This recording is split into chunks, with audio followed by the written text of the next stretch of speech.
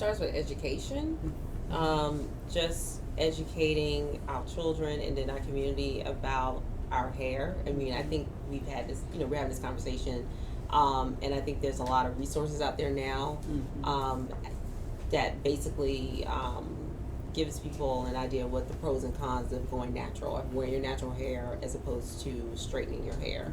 It's just healthier, and then there is a way to take care of it, because a lot of people have the perception that natural hair is really hard to take care of. Is you got to find the right product, and then you got to go through the twisting or your locks or whatever you're doing with it, and just educating people on how to take care of their hair so they don't feel like it's such a hard transition. I think that's the beautiful thing with the videos that came out with so many women emerging, with regards to like teaching publicly and sharing the information, because the thing is we did not know how to take care of our hair, or some of the hairstyles that we associated with natural hair, we kind of make them juvenile, like the idea that this is what you wear when you were a little girl. So I think it is a lot of the instruction, but it's also like having been natural for so long and been like seeing the process over time.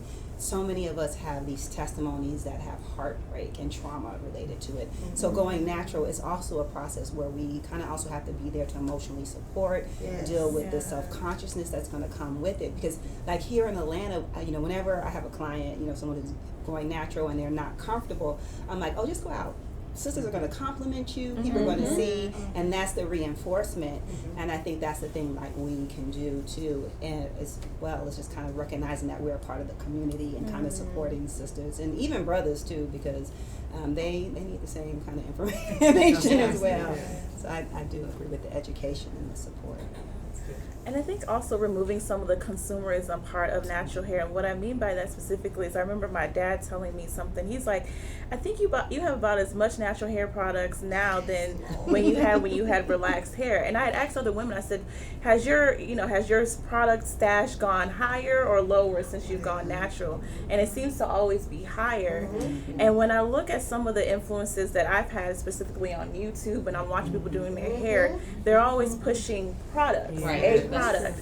And so I'm like, we really need to go back to the education about how do we do our hair. We don't probably need 6 products to do our hair anymore. So we need that education piece. That's very important. And I want to piggyback off of you, because I feel like kind of like when you touched on with the whole Dove thing, is the idea that when Black women, when we initially went natural, the amount of money that was lost from the chemical, the cosmetic market. Absolutely. And then also for some of the sisters that were starting the videos and things like that, and they were getting this popularity like the influencers, and then also how they were approached in terms of making money with regards to promoting particular products and things like that. So I mean, in our society, that's another reason why I think natural hair is popular now. It's like, oh, there's money to be made. And then also, with us not having the knowledge, we are going out spending $50 and $60 on products because, one, we don't know our hair. We think we have to. And then now everyone's kind of in the grab bag of the capitalism of it right now. So I completely agree with you, too. I know a lot of my friends are natural, but they don't wear their hair natural. So a lot of them, they cut their hair, stop getting the perms. They have their hair cornrows under a stocking cap to put their lace front on. And so they think that they are natural, but they're just wearing protective style. And so I think, and hey, that's for I think for what's important to me is seeing someone else with their hair natural, right? So when they take off their wig, I'm like, your hair is so gorgeous. Like, why don't you just go out looking like that? But they feel as though they're not comfortable yet with that part of themselves. So I think embracing that and telling your friend, your sister, whoever, like, you're beautiful. Like, your hair right now is beautiful. Like, this texture is beautiful. Like, where and just kind of showing different styles and how they can wear their hair, because a lot of my friends have stopped getting perms since college, but they still just always have their protective style on.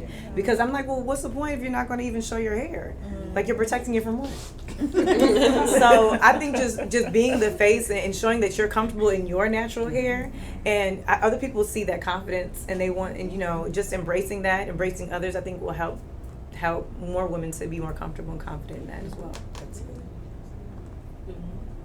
a great point. So I think some of the things that we talked about as resolutions all deal with our connecting and communicating with one Right. another. Oh yeah. So the confidence, the education, Right. the changing the attitudes, with consumerism. Like, of course, I have a product. I want you to buy my product, but only if you need it. Yes. So I think that's where the sharing comes in. That's where the connecting. And also within legislation, that's going to take us connecting on a larger scale. Yes. So, there are 20 of us here in this room. We're having this discussion. Have this same discussion in another group. Yes. When you go to church or when you go out with your girlfriends, your line sisters, go share there. Go share at your family reunion and bring this up when everybody's sitting around chatting. Let's have this same discussion so that we can empower, we can encourage one another, and we can have enough weight to band together as the legislation comes, even in the state of Georgia. We want to get involved and be connected with each other so that when, this representative brings the bill, or maybe we'll be the people who call and request the bill to be passed.